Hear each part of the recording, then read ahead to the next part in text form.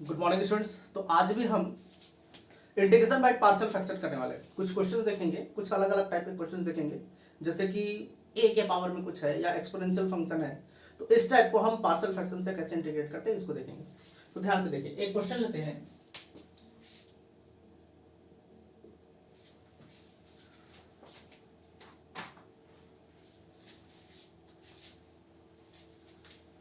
आप लोग को इंटीग्रेट करना है 2 to the power x upon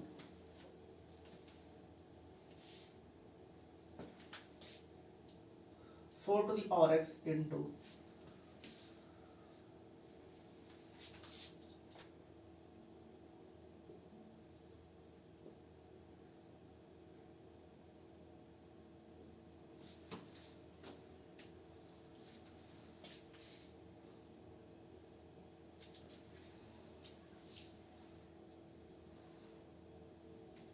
ठीक है।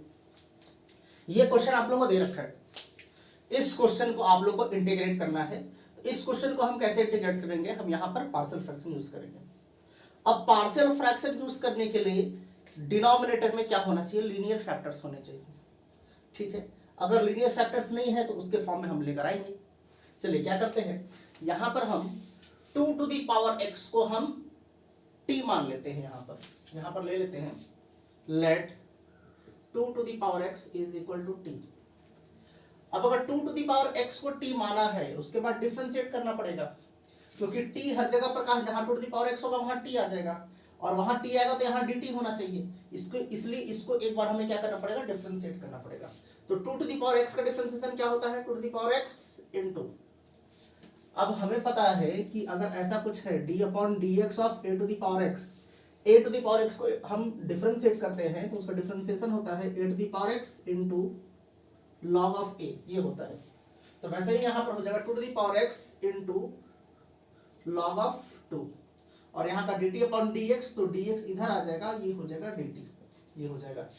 अब यहाँ से 2 टू दी पावर x हमारे पास है और dx ही रहा, तो log ऑफ 2 को इधर भेज देंगे, ये हो जाएगा 2 to the power x dx is equal to 1 upon 2, 1 upon log 2, और यहाँ पर क्या हो जाएगा dt। मतलब कि इसके जगह पर हम ये रख सकते हैं। ठीक है, तो अब क्या है, इसको i मान लेते हैं अगर, तो यहाँ से i जो है इसको एक बार लिख लेते हैं। यहाँ पर 2 टू दी पावर x है अपॉन, यहाँ पर क्या है 4 टू दी पावर x, और अगर ऐसे लिखा हुआ है 4 टू दी पावर x, तो इसको हम लिख सकते हैं 2 square to the power x, हम ऐसे लिख सकते हैं, और ये हो जाएगा 2 टू दी पावर का भी पावर है तो वो मल्टीप्लाई होता है। ठीक है, अब इस x को हम ऐसे भी लिख सकते हैं 2 to the power x the whole square, हम ऐसे भी लिख सकते हैं, क्योंकि ये भी मल्टीप्लाई होगा तो 2x ही आना है, ये भी मल्टीप्लाई होगा तो 2x आना है, तो x को अंदर भेजकर 2 को हम बाहर निकाल सकते हैं। ऐसा क्यों कर रहे हैं, क्योंकि 2 टू दी पावर x को हमने t मान रखा है। ठीक है, तो यहां पर हम इसको ऐसे लिख सकते हैं 2 to the power x the whole square minus 3 dot 2 to the power x minus 4 dx, ये हो गया। ठीक है, i इज इक्वल टू, अब 2 टू दी पावर x को हमने क्या माना था, t माना था, तो इसके जगह पर ये 2 to the power x dx के जगह पर हम लिख सकते हैं 1 अपॉन log 2 dt। ठीक है, यहां पर हम लिख देते हैं, देखिए 1 अपॉन log 2 तो कांस्टेंट वैल्यू है, इसको हमने बाहर निकाल दिया, 1 अपॉन log 2। अब इसके जगह पर ये हम लिख सकते हैं, तो 1 अपॉन log 2 यहां लिख दिया, और dt को हम अंदर लिख सकते हैं, dt को हम बाहर नहीं निकाल सकते। ठीक है, अब 2 टू दी पावर x है यहाँ पर, उसको हमने t माना था, तो ये हो जाएगा t स्क्वायर, ये हो जाएगा क्या t स्क्वायर माइनस 3 इंटू, अब 2 टू दी पावर x को हमने क्या माना था t, तो इसको t ले लेते हैं, यहां पर क्या ले लेंगे माइनस 4, ये हो गया। अब हम देख रहे हैं कि डिनोमिनेटर में क्या है, डिनोमिनेटर में क्वाड्रेटिक इक्वेशन आ गया। अब इस क्वाड्रेटिक इक्वेशन को सॉल्व करेंगे, चलिए करते हैं सॉल्व। अब यहां पर क्वाड्रेटिक, इसको लिख लेते हैं पहले, i is equal to 1 upon log 2 integration of dt upon, अच्छा इसको हमें फैक्टर्स के फॉर्म लिखना पड़ेगा, तो यहां हम इसको एक बार फैक्टराइज कर लेते हैं, टी स्क्वायर माइनस 3t-4। अब इसको कैसे हम फैक्टराइज करते हैं, देखिए -4 है +4, ठीक। अब क्या है, यहां पर जो कांस्टेंट वैल्यू है -4 और t का कोएफिशिएंट क्या है 1 है, t के सामने क्या है 1, तो -4 इंटू 1 -4 होता है। इसका मतलब कि -4 को आपको यहां पर क्या है -4, ये ध्यान रखना है आप लोगों को, यहां पर क्या है -3, तो इस -3 को हमें इस तरीके से दो पार्ट पे एक्सपेंड करना है कि अगर उसको हम ऐड करेंगे तो -3 आना चाहिए, और जब हम मल्टीप्लाई करेंगे तो क्या आना चाहिए -4 आना चाहिए। ऐसे दो नंबर होने चाहिए। तो ऐसे दो नंबर जो है वो है -4 और -1 +1 लीजिए, -4 और +1। -3 को अगर -4 +1 को जब हम ऐड करते हैं तो -3 आएगा, और जब इसको मल्टीप्लाई करेंगे तो -4 आएगा। तो इस तरीके से हम अलग अलग डिवाइड कर लेते हैं। उसके बाद क्या करते हैं, यहां पर t का जो कोफिशिएंट है वो क्या है, t का कोफिशिएंट 1 है, तो इसको हम 1 से डिवाइड करेंगे, इसको भी हम 1 से डिवाइड कर देंगे, ठीक है। इसके बाद क्या करते हैं, इसका साइन चेंज कर देंगे, ये -4 है तो ये हो जाएगा +4, और ये क्या है +1 तो ये हो जाएगा -1, दोनों का साइन चेंज कर देना होता है। तो यहां से जो t की वैल्यू निकल कर आएगी वो आपकी ये निकल कर आएगी, एक बार 4 निकल कर आएगा, एक बार क्या आएगा -1। अब एक बार नॉर्मल तरीके से इसको सॉल्व कर लेते हैं, उसके बाद देखते हैं। क्या देखिए,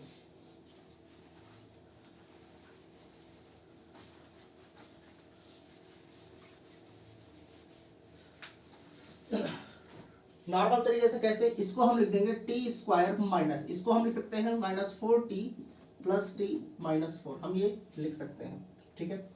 यहां से t को कॉमन निकाला, तो यहां पर क्या बचेगा t, और यहां पर हो जाएगा -4, प्लस यहां पर 1 निकाला तो ये हो जाएगा t - 4, ये हो गया।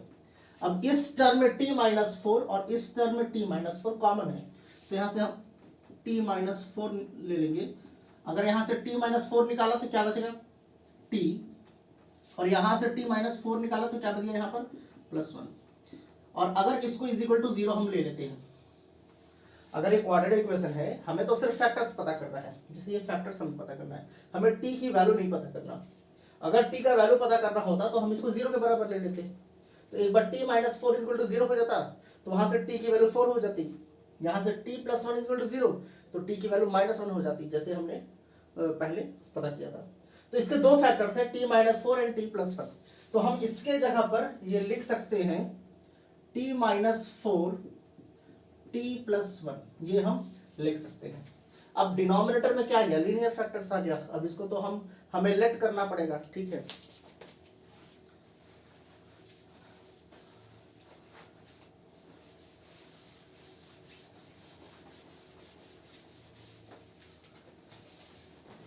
अब यहां पर हम ले लेंगे let 1/t - 4 into t - 1 is equal to a/t - 4 plus b/t - 1, ये हमने ले लिया, पार्शियल फ्रैक्शन यूज कर रहे हैं यहां पर, ठीक है। इसके बाद क्या करना होता है, इसको इससे मल्टीप्लाई और इसको इससे मल्टीप्लाई करना होता है, और फिर हमें a और b की वैल्यू पता करनी होती है। कर देते हैं, यहां पर हो जाएगा 1, ये वाला इधर मल्टीप्लाई होगा, तो t - 4 cancel out, a into t - 1 plus b into ये वाला पार्ट कैंसिल आउट होगा, t - 4 यहां पर मल्टीप्लाई होगा, t - 4 ये हो जाएगा, ठीक है। अब हमें क्या करना है, यहां से एक बार इसको t + 1 है, माइनस नहीं है, प्लस लिखना है, t + 1, t + 1 है। अब क्या है कि यहां से t - 4 था, इसको अगर 0 के बराबर रखते हैं तो t की वैल्यू 4 आएगी, तो एक बार हमें 4 रखना है, और एक बार यहां से t की वैल्यू -1 आएगा, तो एक बार हमें -1 रखना है। तो हम यहां लिख देंगे एट t = 4। अगर t की वैल्यू 4 रखते हैं तो यहां से 1 = 4 + 1 कितना हो जाएगा 5, और यहां से हो जाएगा a, और यहां से a = क्या हो गया 1/5, ठीक है। यहां पे लिखेंगे एट, अब t इज इक्वल टू कितना हो जाएगा -1 at t is equal to -1 रखा, तो t इज इक्वल टू अगर -1 रखते हैं तो यहां पर -1 और +1 क्या हो जाएगा, कैंसिल आउट। जैसे कि यहां पर हमने 4 रखा था, देखिए 4, तो यहां पर 4 - 4 ये वाला टर्म 0 हो जाएगा, तो उसको हमने नहीं लिखा। यहां पर t की वैल्यू -1 रखते हैं तो -1 + 1 क्या हो जाएगा 0, इसको लिखने की जरूरत है नहीं, यहां पर क्या है 1 इज इक्वल टू -1 और -4 कितना होता है -5, यहां पर हो जाएगा -5b, ये हो गया। तो यहां से b इज इक्वल टू क्या हो जाएगा -1/5, b की वैल्यू ये आ गई और a की वैल्यू ये आ गई। अब हम इसको क्या कर सकते हैं, इसके जगह पर इसको रखकर हम आराम से इंटीग्रेट कर सकते हैं। इस वाले पार्ट को मिटाते हैं, I is equal to 1/log2 integration का साइन। अच्छा, इसके जगह पर 1 इसके जगह पर हम क्या लिख सकते हैं, a/this, यहां लिख देंगे a। अच्छा, a की वैल्यू क्या है 1/5, यहां लिख देंगे 1/5 अपॉन क्या है t-4 प्लस b अपॉन, तो b की वैल्यू क्या है -1/5 अपॉन यहां पर क्या है t+1 और यहां पर ये वाला dt यहां पर हमने लिख दिया। अब क्या है, इसको इंटीग्रेट करना आसान है, चलिए इंटीग्रेट करते हैं। I is equal to 1/log2, 1/5 तो कांस्टेंट वैल्यू है, इसको बाहर निकाल दिया। 1/t-4 का इंटीग्रेशन क्या होता है log ऑफ t-4 प्लस यहां से -1/5 बाहर निकाल दिया, -1/5 बाहर निकाल दिया, इसका हो जाएगा log ऑफ t+1, ये हो गया प्लस c, हम यहां लिख देंगे, ये हो गया। ठीक है, और भी यहां पर हम कुछ सॉल्व कर सकते हैं। देखिए 1/5 और 1/5 कांस्टेंट वैल्यू है, कॉमन है, हम बाहर निकाल देंगे, तो ये हो जाएगा 1/1, 5 निकाला बाहर तो 5 log 2। अच्छा, यहां पर हो गया log a minus log b। अब log a माइनस जो है, हमने log की प्रॉपर्टी पढ़ी है, अगर हम log कॉमन लेते हैं मतलब कि log को बाहर निकालते हैं तो ये जो माइनस है वो डिवाइड में कन्वर्ट हो जाता है और जो प्लस होगा वो मल्टीप्लाई में कन्वर्ट हो जाता है। तो इसको हम लिख सकते हैं log of t-4 upon t+1, हम ऐसे लिख सकते हैं प्लस c। अब t की वैल्यू हमने क्या माना था, इसको भी तो लेना पड़ेगा, t को हमने क्या माना था 2⁵x, तो यहां पर हमें रखना पड़ेगा I is equal to 1/5 log 2 log 2⁵x - 4 upon 2⁵x + 1 plus c। तो ये आप लोगों का क्या है, ये आप लोगों का इंटीग्रेशन है। देखिए बहुत ही आसानी से हो गया, बस आप लोगों को ध्यान देना है कि हमें लेट क्या करना है स्टार्टिंग में, जैसे जिस स्टार्टिंग में जो इक्वेशन था उसको हम अप्रोच कैसे करेंगे। तो हमने वहां पर क्या मान लिया था 2⁵x को हमने t माना था, तो ये आप लोगों को भी मानना है। एक और क्वेश्चन लेते हैं, 5e⁴x अपॉन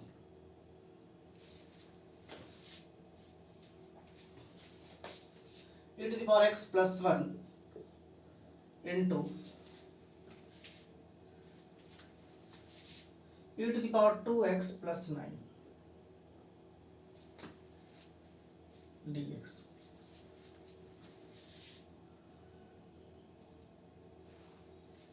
अब ये क्वेश्चन आप लोगों को दे रखा है, इस क्वेश्चन को आप लोगों को क्या करना है, इंटीग्रेट करना है। ठीक है, तो सीधा सीधा दिख रहा है कि यहाँ पर e⁴x है, नीचे भी है e⁴x, नीचे भी है e⁴x। तो हम क्या करेंगे, इस वाले पार्ट को e⁴x को हम t मान लेंगे, यहाँ पर सीधा सीधा t मान लेंगे।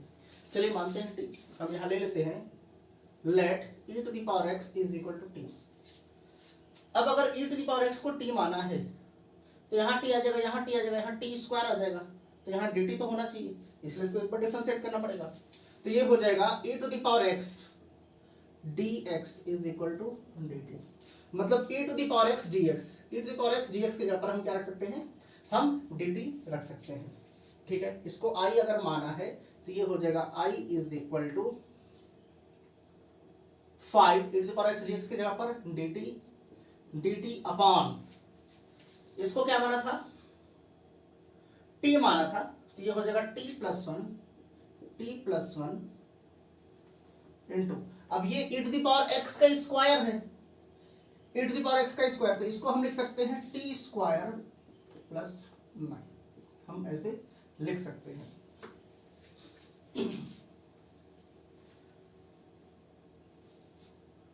ठीक है, ये तो ये वाला पार्ट तो हो गया। अब जब भी ऐसा होता था तो हम क्या करते थे, ये इंटीग्रेशन, यहां पर पार्शियल फ्रैक्शन हम यूज करते थे। अब पार्शियल फ्रैक्शन क्या करेंगे, इसको हम लेट कर लेंगे, लेट यहां पर हो जाएगा 1 अपॉन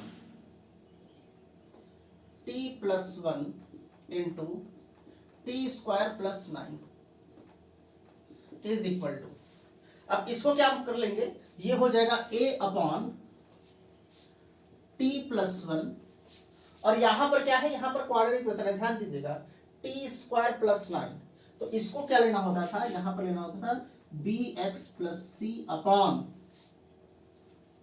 टी स्क्वायर प्लस 9, ऐसे लेना होता था ये वाला पार्ट। तो a के नीचे t प्लस 1 और यहां पर bx प्लस सी अपॉन टी स्क्वायर प्लस 9, ये होगा आप लोगों का। ठीक है, इसके बाद ध्यान दीजिए, अब हमें क्या करना है, इस वाले पार्ट को इधर क्रॉस मल्टीप्लाई कर देना है, करते हैं क्रॉस मल्टीप्लाई, तो ये हो जाएगा 1 is equal to t plus one cancel out, यहां से हो जाएगा a into t square plus 9, ये हो जाएगा plus bx plus c into bx plus c into ये t square plus 9 cancel out, ये t प्लस 1 क्या होगा, इससे जाकर मल्टीप्लाई हो जाएगा, तो यहां पर हो जाएगा t प्लस 1, ये हो जाएगा। ठीक है, अब हमें क्या करना है, हमें a और b और c की हमें वैल्यू चाहिए। अब a b और c की वैल्यू हमें कैसे मिलेगा, ध्यान से देखिए, पहले यहां इसको हम 0 के बराबर रखते हैं, तो यहां से t की वैल्यू हो जाएगी -1, यहां से तो t की वैल्यू -1 होगी, चलिए -1 पहले रख देते हैं, यहां पर रख देते हैं at t is equal to -1, अगर t की वैल्यू हम -1 रखते हैं, t की वैल्यू -1, तो यहां पर -1 प्लस 1, ये वाला पार्ट तो 0 हो जाएगा, और यहां पर -1 का स्क्वायर कितना हो जाएगा, +1 +1 प्लस 9 10 हो जाएगा, तो यहां से a की वैल्यू जो होगा, a इज इक्वल टू हो जाएगा 1/10, हमने डायरेक्टली लिख दिया यहां पर, a का वैल्यू क्या हो जाएगा 1/10। ठीक है, अब यहां पर ध्यान देना है, टी स्क्वायर प्लस 9 को अगर हम 0 के बराबर रखते हैं, यहाँ पर t square plus 9 is equal to 0, तो यहाँ से टी स्क्वायर हो जाएगा -9, और यहाँ से टी अगर हम निकालेंगे तो अंडर रूट -9, ये तो इमेजिनरी नंबर हो गया, जब भी स्क्वायर रूट के अंदर -9 आता है तो उसको हम कहते हैं इमेजिनरी नंबर, टी की वैल्यू इमेजिनरी आ रही है, तो टी की वैल्यू इमेजिनरी आ रही है, तो इस केस में हम क्या करेंगे,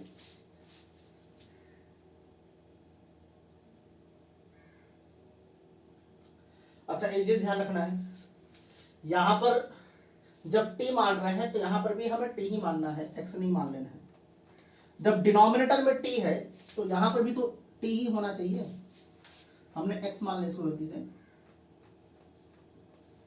t अगर x से ऊपर तो हर जगह x होना चाहिए, तो t है तो हर जगह t होना चाहिए, ये हो जाएगा। तो अब हम क्या करेंगे, यहां पर जब ऐसा केस आता है तो t की वैल्यू हम 0 ले लेते हैं, इस केस में तो हम ले लेंगे at t is equal to 0, अगर t की वैल्यू हम 0 लेते हैं, t की वैल्यू 0 लेते हैं, तो ये हो जाएगा 1 इज इक्वल टू ये 0 प्लस 9 कितना हो जाएगा 9a, अब इसमें अगर t की वैल्यू 0 रखते हैं तो ये तो 0 हो जाएगा, यहां पर c बच जाएगा, 0 + 1 1 होता है, तो c × 1 कितना हो जाएगा, c हो जाएगा, तो यहां पर हम लिख लेते हैं +c, ये हो जाएगा। ठीक है, अब यहां से a की वैल्यू क्या थी 1/10, तो अगर हम यहां पर a की वैल्यू 1/10 रखते हैं, इसका मतलब हो जाएगा 9/10, और 1 इज इक्वल टू कितना हो जाएगा 9/10 प्लस c, अब ये 9/10 जब इधर आएगा तो क्या हो जाएगा, माइनस हो जाएगा, 9/10 को जब हम इधर भेज देंगे लेफ्ट हैंड साइड में तो माइनस हो जाएगा, 10 × 1 कितना हो जाएगा 10, 10 माइनस 9 1, मतलब कि 1/10 आ जाएगा। तो हम यहाँ डायरेक्ट लिख देते हैं 1/10 इज इक्वल टू सी।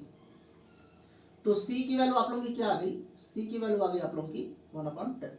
ये ध्यान रखना है, ठीक है। इस वाले पार्ट को मिटाते हैं।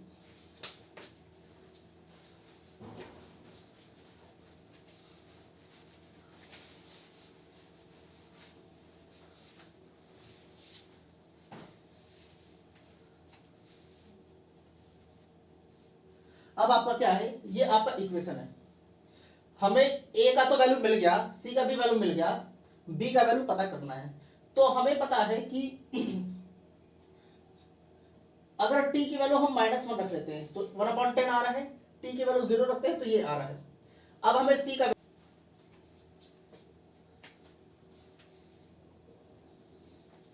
इसको अगर सॉल्व करते हैं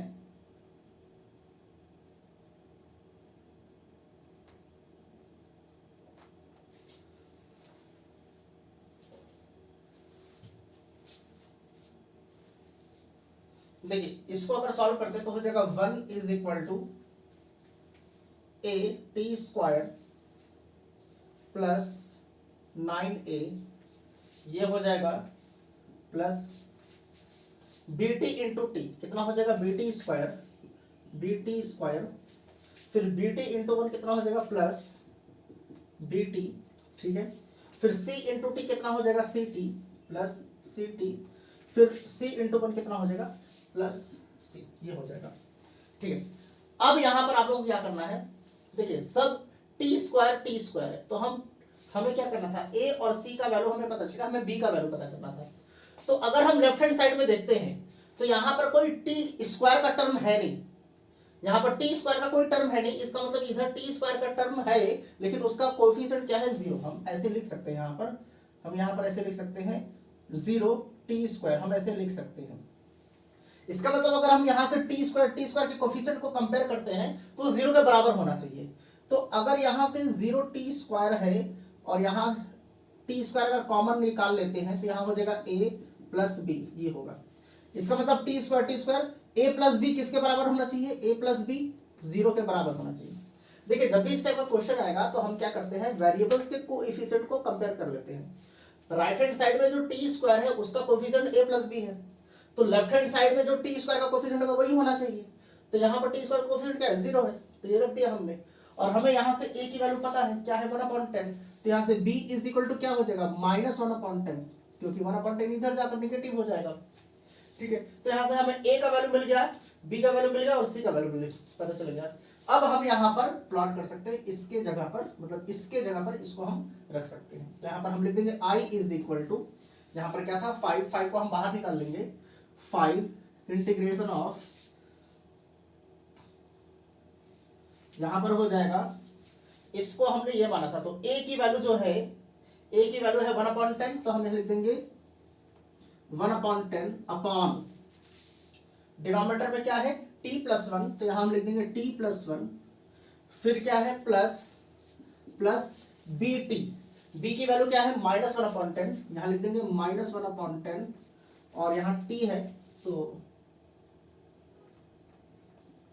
t प्लस सी क्या है हमारा, सी हमारा है 1/10, तो हम यहां लिख देंगे 1/10 अपॉन, यहां पर क्या है टी स्क्वायर प्लस 9, ये हो जाएगा टी स्क्वायर प्लस 9, और ये वाला dt यहां पर हम लिख देंगे dt, ये हो गया, ठीक है। अब इसको अगर इंटीग्रेट करते हैं, i इज इक्वल टू 5 बाहर,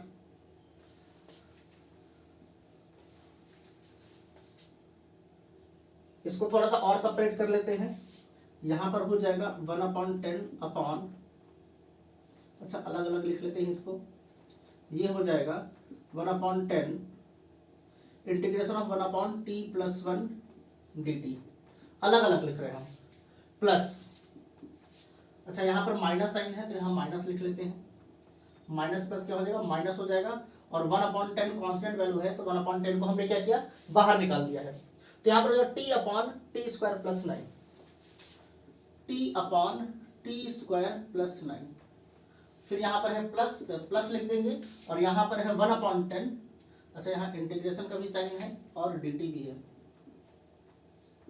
dt प्लस, अब यहाँ पर क्या है 1/10 लिख दिया, 1/10 upon T square plus 9 integration of dt। ये हमने क्या किया है, हमने सबको अलग अलग, ये अलग लिखा है, इसके नीचे इसको लिख दिया और इसके नीचे इसको हम लिख रहे हैं। अब इसको हम अलग अलग इंटीग्रेट करेंगे तो थोड़ा सा आसान हो जाएगा।